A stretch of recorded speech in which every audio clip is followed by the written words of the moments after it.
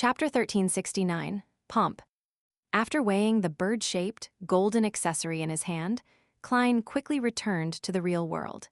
He casually picked an empty plot of land and set up an altar to hold a sacrificial ritual. With regards to the other secrets hidden in Calderon City, as well as the loitering figures around the river of eternal darkness, he temporarily didn't have any thoughts of starting a deeper exploration of it. This was because he still had more important matters to prepare for. He also had a key question to ask the Evernight goddess. Soon, he held the ritual and allowed the candlelight and spirituality materials to fuse together, forming a door of sacrifice and bestowment. Without any hesitation, Klein placed the bird-shaped, golden accessory into the wind, allowing it to slowly pass through the mysterious door and vanish into the endless darkness. In the next second, he sharply noticed that he had been dragged into a dream. In the center of the dreamscape was a Gothic palace that seemed to blend with the darkness around it. Its details were exquisite, its color dim, but it was still gorgeous. Klein passed through bushes of night vanilla and slumber flowers before stepping into the palace. In the deepest part of the hall, the Evernight goddess was sitting on an ancient high-back chair. She was still wearing the layered black dress that didn't seem complicated. The sparkling spots on the dress reflected the dome and the walls, and the pillars of the palace created a quiet and dreamy starry sky. The Evernight goddess, whose face seemed to be covered in layers of fishnet veils, held the bird-shaped, golden accessory and slowly stood up. She walked down the stairs to Klein. Her voice sounding like a lullaby. "What do you have to ask?" Klein politely took off his top hat and bowed slightly. "I want to know if the grayish-white fog that envelops the river of eternal darkness has something to do with that Lord of the Mysteries. That was also the celestial worthy of heaven and earth for blessings." Although he couldn't see the Evernight goddess's face clearly, Klein felt like she was smiling when he looked straight at her. "Yes. Furthermore, not only is the river of eternal darkness enveloped by the grayish-white fog, but the city behind Banzi Harbor and the entire western continent is enveloped by the same grayish-white fog." Klein hesitated for a moment before saying, "This is a kind of seal." The Evernight goddess's dream projection nodded. "That's right. Apart from Sephra Castle and the Chaos Sea, all the other Sephiroth were sealed in the western continent by that mysterious Lord of the Mysteries. River of Eternal Darkness, Brood Hive, City of Calamity, Tenebrous World, Nation of Disorder, Knowledge More, and Key of Light have all been sealed in the western continent by the celestial worthy? Isn't this too much? What pomp! It's no wonder that the city behind Banzi Harbor's door is like the former Shanghai. This is the City of Calamity affecting that city in the real world, as well as Banzi. Then, to a certain extent, it has caused certain changes." Klein was enlightened and amazed. Back when he saw the scene behind the door in Banzi, he had suspected that it had something to do with the western continent. Furthermore, according to the clue that Banzi was the headquarters of Red Angel Medici's family, he suspected that behind the door was the reflection of the Sephra, the City of Calamity. After a moment of silence, Klein didn't conceal his feelings. He sighed and said, "The power of that Lord of the Mysteries far exceeds my imagination. How could such a great old one, who is known as one of the pillars of the universe, silently perish?" The Evernight goddess's dream projection shook her head. "It wasn't silent. From the clues that were available, he died together with the God Almighty of ancient times. That God Almighty's corpse formed the first blasphemy slate in the Chaos Sea, and beside it was the uniqueness of the Marauder pathway. In other words, in the middle of the first epic, the Lord of the Mysteries and God Almighty had a battle that was abnormally intense but didn't cause much of a stir. In the end, both perished. This can explain why the ancient sun god had the uniqueness or a grazed uniqueness of the Marauder pathway when he walked out of the Chaos Sea. It was ripped off by the ancient God Almighty from the Lord of the Mysteries." Amidst his thoughts, Klein asked in puzzlement, why would they want to kill each other? They are both pillars and aren't from similar pathways. There shouldn't be any life-and-death conflicts that cannot be resolved. The Evernight goddess's dream projection said gently, "Convergence is an instinct. The higher the level, the stronger the instinct. That Lord of the Mysteries and God, Almighty of ancient times, were unable to restrain themselves from converging together, becoming the embodiment of the entire universe, which is also the innate instinct of the original creator. The crazier one becomes the stronger they become. And beyond cunning, powerful, terrifying, and filled with wisdom, there's such a side to the celestial worthy of heaven and earth for blessings. Klein thought for a moment and said, that Lord of the mysteries and God Almighty of ancient times are, in essence, different sides of the original creator.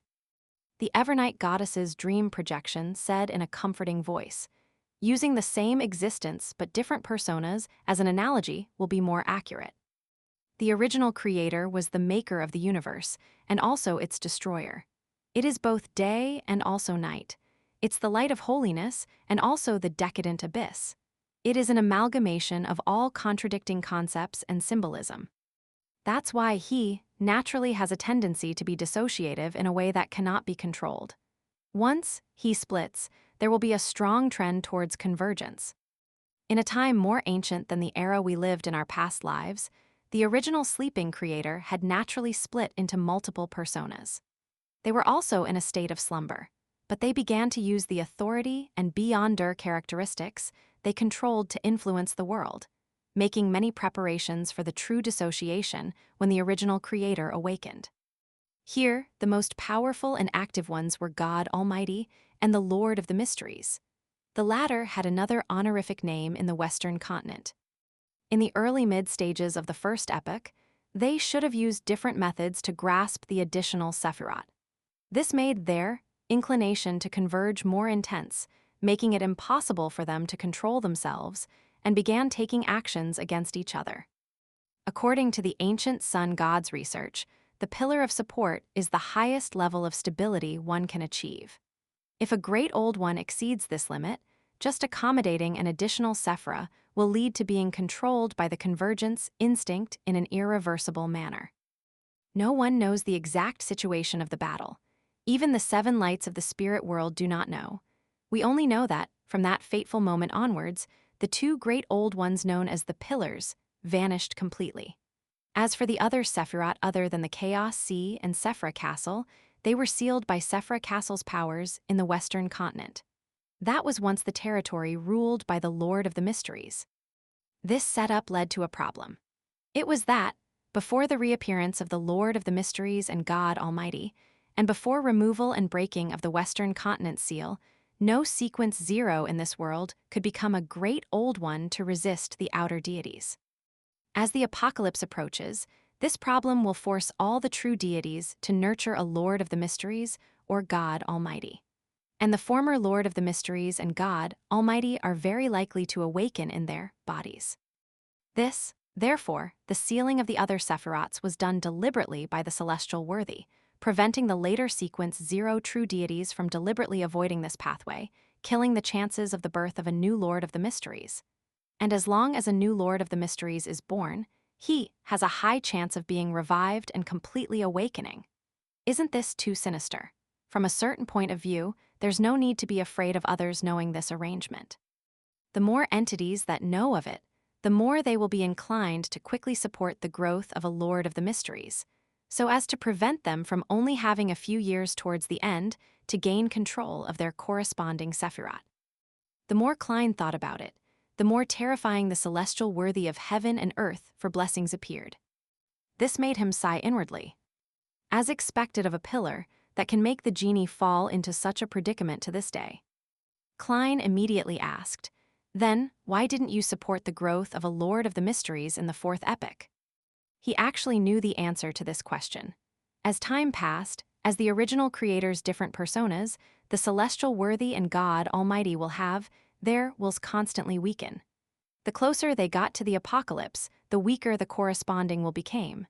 This made those of the future be able to resist and suppress them, and avoid losing themselves. This could be proven by the fact that Adam had waited, until recently, to advance to visionary. The Evernight goddess's dream projection revealed a smile. Back then, Ammon and Bethel were unwilling. All of them wished to make all sorts of preparations, hoping to make the attempt when the apocalypse was approaching.